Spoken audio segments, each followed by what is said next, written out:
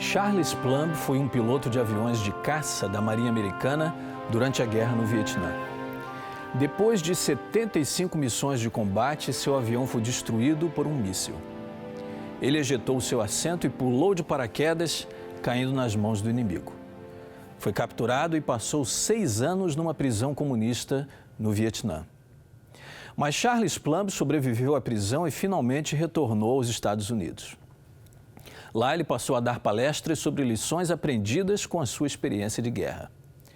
Certo dia, Plumb e sua esposa estavam num restaurante quando um homem veio de uma outra mesa em direção a eles e disse: "Ei, você é Charles Plumb? Você já pilotou aviões de caça no Vietnã, aviões que saíam do porta-aviões da base naval americana e o seu avião foi abatido um dia." O piloto virou para o homem e disse: "Como é que você sabe disso tudo?" E o homem respondeu: "Eu sei, porque era eu quem preparava os seus paraquedas." O piloto olhou para o homem com admiração, surpresa e, no fundo, gratidão. O homem apertou a sua mão e disse: "Parece que o paraquedas funcionou." E Charles Plumb respondeu: "Funcionou. Como funcionou? Se o seu paraquedas não tivesse funcionado, eu não estaria aqui hoje." Charles Plumb quase não conseguiu dormir aquela noite, pensando naquele homem e tentando imaginá-lo no uniforme da Marinha, e imaginando quantas vezes ele o teria visto sem nunca ter lhe dirigido a palavra, nem para dar um bom dia ou para perguntar: "Como vai você?"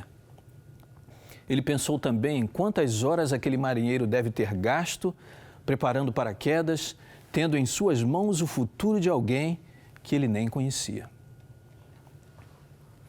Mas é assim mesmo que acontece. Muita gente passa pela nossa vida, muita gente que, ao longo da nossa existência, nos presta algum tipo de ajuda, muitas vezes em questões de vida ou morte, e nós nem nos damos conta.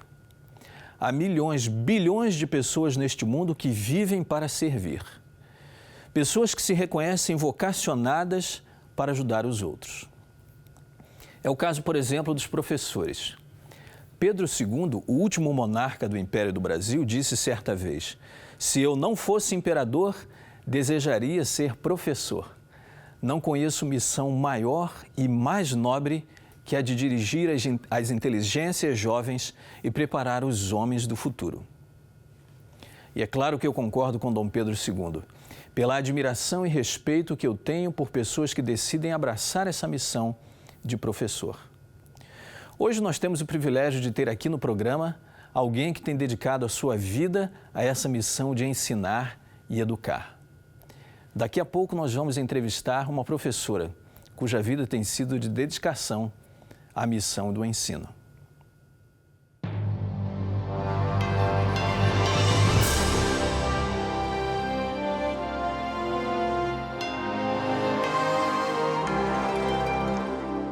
Venceu a prova do tempo. O livro de Deus, a Bíblia, ainda relevante neste mundo complexo. Está escrito Canadá, partilhando mensagens de esperança ao redor do mundo.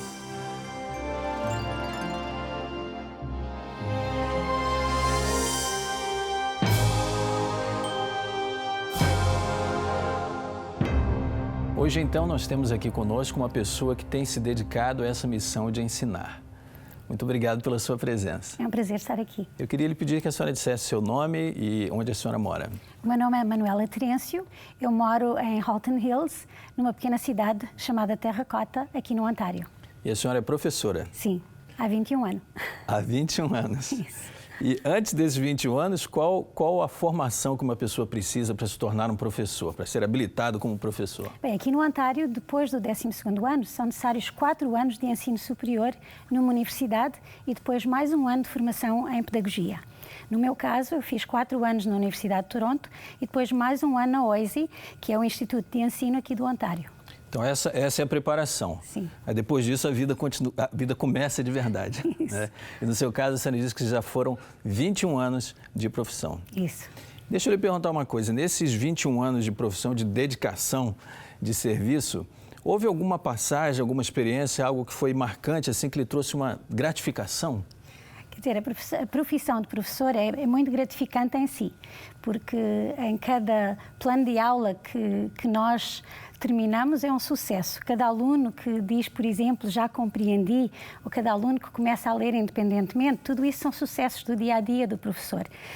No entanto, há coisas talvez um pouco mais marcantes. Por exemplo, quando nós vemos alunos, ex-alunos já estabelecidos na sociedade, a fazerem por si a sua parte, a servirem a sociedade, isso nos deixa felizes. Inclusive, aqui há aproximadamente uma semana atrás, eu encontrei com o pai de um aluno, enquanto estava visitando uma amiga no hospital, e ele disse: espera só um momentinho, professora, que o meu filho está quase aqui. Eu estou muito orgulhoso do meu filho porque ele vai entrar para a Faculdade de Direito, ele quer ser advogado. Eu esperei e realmente foi uma alegria vê-lo. Ele ficou muito contente em me rever também. E uma outra ideia que me vem à mente agora foi aqui há uns anos atrás, quando eu estava numa universidade em Alberta a fazer alguns cursos de atualização. Um ex-aluno se encontrou comigo e veio ao meu encontro, me deu um abraço e disse: professor, eu queria agradecer-lhe porque eu sei que não foi fácil me ensinar.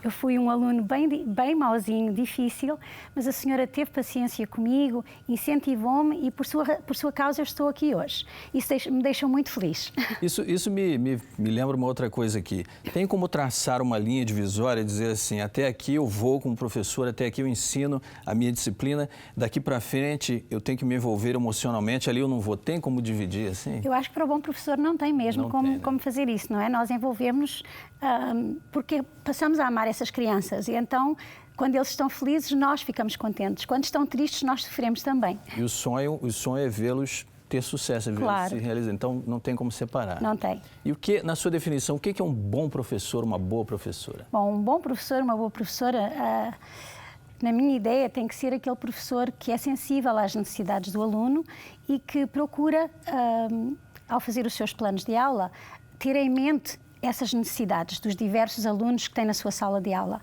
É também aquele professor em quem o aluno sabe que pode confiar, porque nós passamos a não ser só o professor, não só ensinamos academicamente, não é? Passamos muitas vezes a ser o pai ou a mãe que lhes dá valores e princípios também dentro da sala de aula. Então vai além apenas do conteúdo técnico da disciplina, né? Isso. Acaba sendo um envolvimento maior. Professora Manuela Terence, muito obrigado pela sua participação, pela sua presença aqui conosco. Foi um prazer estar aqui. Deus abençoe. Quando eu penso na missão de professoras e professores, eu não posso deixar de falar de alguém que deixava seus alunos maravilhados. Alguém que ensinava com autoridade e que não se abalava com as críticas e ameaças que recebia. O professor por excelência, Jesus Cristo, o Senhor. Ele mesmo nunca publicou um livro-texto, mas os seus ensinos foram colecionados e imortalizados nos evangelhos de Mateus, Marcos, Lucas e João.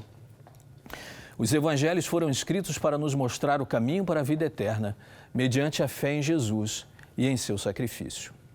A verdade é que não só os ensinos de Jesus, mas também a maneira pela qual ele ensinava, causaram um rebuliço na época. Havia muitos que o admiravam, que se encantavam com as suas histórias e com a autoridade com a qual ele ensinava. Por outro lado, os mestres religiosos da época, de uma maneira geral, se irritavam com a nova perspectiva que Jesus apresentava. Jesus ensinou conceitos surpreendentes a partir do bom senso, lições extraordinárias construídas a partir de coisas comuns. Com frequência, Jesus fez uso de parábolas, onde o desconhecido era ilustrado a partir do conhecido. Verdades espirituais ilustradas por coisas do dia a dia, com as quais o povo estava acostumado. Jesus foi mais do que um professor. Ele foi mestre. Os evangelhos nos dão uma ideia de como ele ensinava. Ele utilizava muito simbolismo em suas lições. Levava seus ouvintes a observar os pássaros, os lírios do campo, o vento, uma figueira, um copo de água fria e até os fios de cabelo de nossa cabeça. E daí, ele ensinava lições sobre o cuidado e a proteção de Deus sobre seus filhos. Jesus fez muito uso de contrastes. Em Mateus capítulo 7, versos 24 a 27, ele contrasta um construtor prudente com um insensato ensinando assim a lição de que são as palavras de Jesus que nos fornecem um fundamento seguro para tudo em nossa vida. Em Lucas capítulo 15, versos 11 a 32, Jesus contrasta o filho leal que ficou na casa de seu pai com o filho pródigo que saiu de casa e que gastou toda a sua herança. Com isso, Jesus nos ensina que Deus perdoa o nosso passado e nos aceita de volta em sua casa quando nos arrependemos e retornamos a Ele. E em Lucas capítulo 18, versos 9 a 14, ele mostra o contraste entre um fariseu arrogante e um humilde coletor de impostos, mostrando assim que a pessoa que vem a Deus com humildade será exaltada por Ele. Jesus estimulava a reflexão. Em Lucas capítulo 21, versos 1 a 4, ao ver que uma viúva tinha dado apenas 2 moedas de oferta, ele disse que dentre todos os doadores, ela foi a que mais ofertou, porque ela deu tudo o que tinha. Ele ensinou com isso que o que importa não é o valor e nem mesmo o dinheiro, mas a entrega total do nosso coração. Em tudo isso, o objetivo de Jesus era direcionar os olhos e os pensamentos dos que o ouviam para as coisas espirituais. Levar a mente do homem a um contato com a mente de Deus. Seus ensinamentos não eram um pacote de teoria e especulação. Ele nunca se interessou em atrair os seus ouvintes para um estudo de teorias e opiniões humanas sobre a natureza de Deus. Ele era um mestre prático. Usava exemplos da natureza para ensiná-los a enxergar a manifestação de Deus e em suas obras, e em suas palavras, a garantia da sua infinita providência. Por isso, as pessoas vinham e, em grande número, ali se achegavam para poder ouvi-lo, porque nos ensinamentos de Jesus, o povo encontrava esperança. Aquilo que a filosofia humana e os círculos intelectuais não podiam oferecer, Jesus ensinava com uma simplicidade inacreditável. Homens e mulheres com suas dúvidas existenciais, para as quais os professores não tinham resposta, achavam nas palavras de Jesus uma paz que ia além de todo conhecimento. Com suas lições práticas, exemplos do cotidiano e da natureza, Jesus ensinava princípios eternos, inquestionáveis, como a base para resolver os problemas mais profundos de quem o seguia. Veja, por exemplo, o ensino de Jesus em Mateus, capítulo 6, versos 25 a 33. Mateus 6, 25 a 33. Portanto, eu lhes digo, não se preocupem com sua própria vida, quanto ao que comer ou beber, nem com seu próprio corpo, quanto ao que vestir. Não é a vida mais importante que a comida e o corpo mais importante que a roupa? Observem as aves do céu. Não semeiam, nem colhem, nem armazenam em celeiros. Contudo, o Pai Celestial as alimenta. Não têm vocês muito mais valor do que elas? Quem de vocês, por mais que se preocupe, pode acrescentar 1 hora que seja à sua vida? Por que vocês se preocupam com roupas? Vejam como crescem os lírios do campo. Eles não trabalham, nem tecem. Contudo, eu lhes digo que nem Salomão, em todo o seu esplendor, vestiu-se como um deles. Se Deus veste assim a erva do campo, que hoje existe e amanhã é lançada ao fogo, não vestirá muito mais a vocês, homens de pequena fé. Portanto, não se preocupem dizendo o que vamos comer, ou o que vamos beber, ou o que vamos vestir, pois os pagãos é que correm atrás dessas coisas. Mas o Pai Celestial sabe que vocês precisam delas. Busquem, pois, em primeiro lugar o reino de Deus e a sua justiça, e todas essas coisas lhes serão acrescentadas. Jesus nos ensina aqui uma grande lição, que o melhor remédio para a ansiedade é uma reorganização das nossas prioridades. Colocando Deus, seu reino e sua justiça em primeiro lugar, a ansiedade dá lugar à paz. Esta é uma mensagem positiva e de encorajamento. E se você hoje que me ouve sofre de depressão ou de ansiedade, há uma luz no fim do túnel. O Deus de amor, o Deus que criou você, que ama você, Ele não criou você para viver uma vida triste e sem esperança. Deus criou você para viver uma vida plena e por mais difícil que isso possa parecer bem agora, por mais inatingível que este sonho possa parecer, Deus não muda. Ele é fiel e justo e honra as suas promessas. O Deus de amor é o Deus de esperança, conforme nós lemos em Romanos, capítulo 13, verso 15. Romanos 13, 15. Que o Deus que nos dá essa esperança encha vocês de alegria e de paz, por meio da fé que vocês têm nele, a fim de que a esperança de vocês aumente pelo poder do Espírito Santo. Este é o plano de Deus. Este foi ainda o ensino de Jesus. Mateus capítulo 4, verso 23, nos diz que essa era a missão de Jesus. Mateus 4, 23 diz assim: Percorria Jesus toda a Galileia, ensinando nas sinagogas, pregando o evangelho do reino e curando toda sorte de doenças e enfermidades entre o povo. Você ouviu bem isso, amigo? Jesus, que era chamado de rabino, o mestre por excelência, tinha uma missão tríplice. Ele ensinava, anunciava o evangelho e curava. E ainda hoje, Jesus tem o mesmo poder. Ele ainda tem os ouvidos abertos para ouvir as suas orações e ainda tem o mesmo poder que sempre teve. É isso que a Bíblia diz. Veja, por exemplo, Hebreus capítulo 13, verso 8. Hebreus 13, 8. Jesus Cristo, ontem e hoje é o mesmo e o será para sempre. Talvez por razões que nem mesmo você saberá explicar, sua vida esteja agora cheia de ansiedade. Pode ser, quem sabe, a luta pela sobrevivência, problemas familiares, incompreensão, ingratidão, doença, decepção, tristeza, luto ou amargura. A incapacidade de perdoar e o sentimento de não ter sido perdoado também podem trazer muita miséria mental. Em Mateus capítulo 18, nos versos 23 a 35, Jesus conta a história de um homem que devia uma enorme quantia ao rei. Ele pediu ao rei por clemência e o rei, movido de compaixão pelo homem, perdoou toda a dívida dele. Mas ao sair da presença do rei, o homem se encontra com outro que lhe devia uma pequena quantia de dinheiro. E por sua vez, esse outro homem pede a ele que tenha piedade, que tenha paciência para que ele possa juntar o dinheiro para pagá-lo. Mas esse homem foi incompassivo e mandou que o outro fosse lançado na prisão. Não demorou muito, o rei descobriu aquela crueldade daquele homem, aquele a quem ele havia perdoado.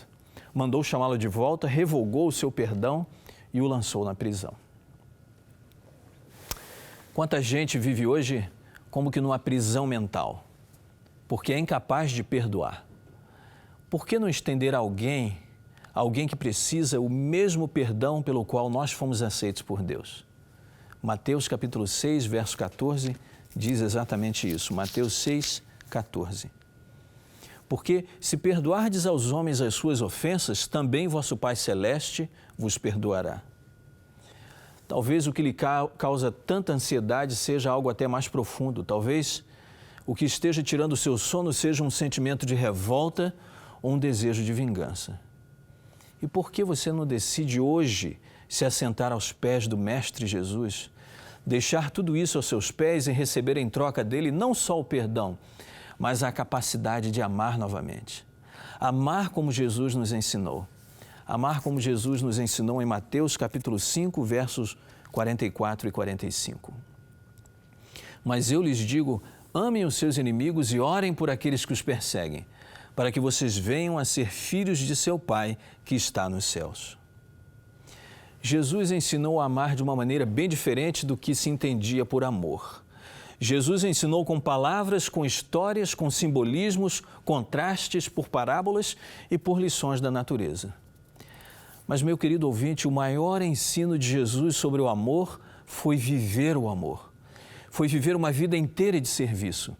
Acima de tudo, a maior lição de amor que Jesus poderia ter nos ensinado foi quando ele se entregou para ser torturado, ferido e maltratado. Foi quando, com as mãos que ele tanto usou para abençoar, ele levantou uma pesada cruz e colocou-a sobre os seus ombros.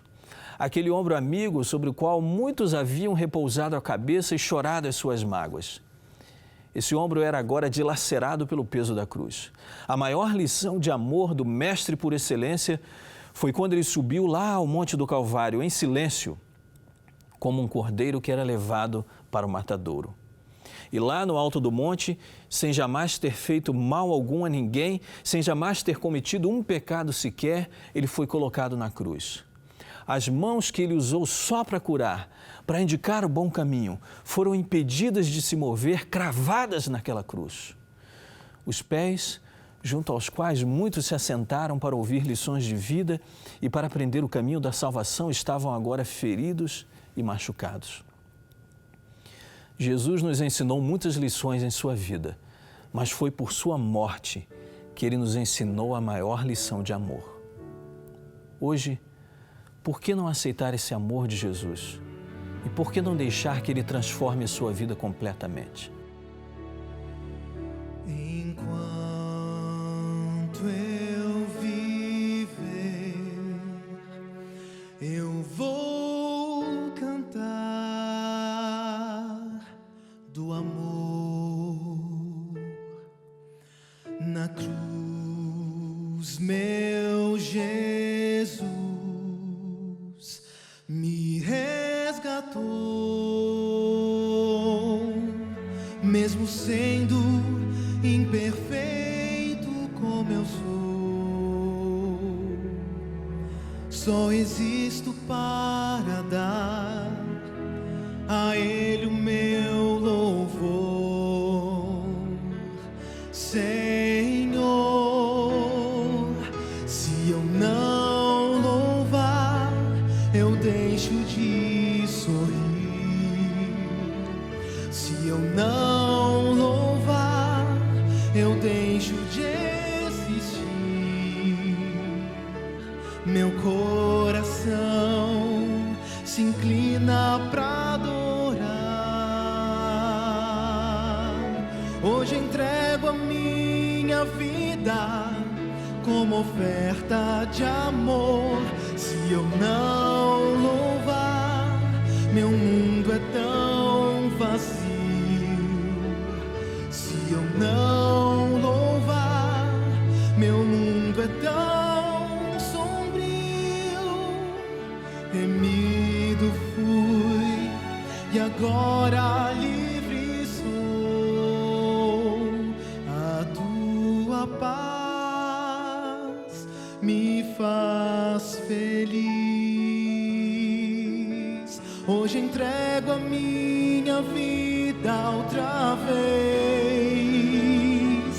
Se eu não louvar, eu deixo de sorrir. Se eu não louvar, eu deixo de existir.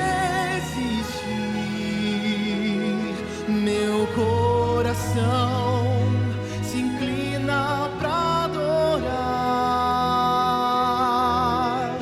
Hoje entrego a minha vida como oferta de amor. Se eu não louvar, meu mundo é tão vazio. Se eu não louvar, meu mundo é tão sombrio. Remido fui e agora livre sou.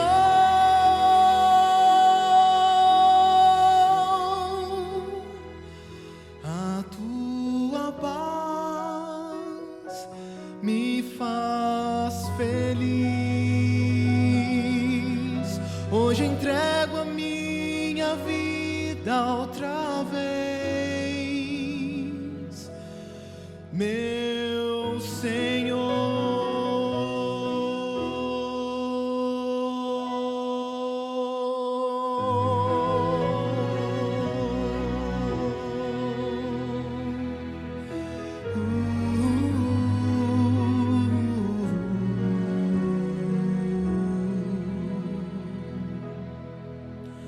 Hoje entrego a minha vida.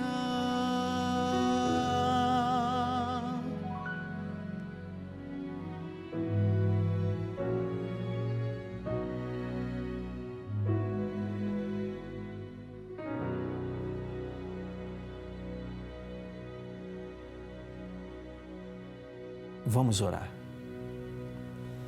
Senhor Deus, transforma o nosso coração. Ajuda-nos a aprender com o exemplo de Jesus e com a sua vida. Eu coloco em Tuas mãos todos aqueles que nos ouvem nesse momento, para que sejamos perdoados e que alcancemos a vida eterna em Jesus. Em nome de quem eu oro. Amém.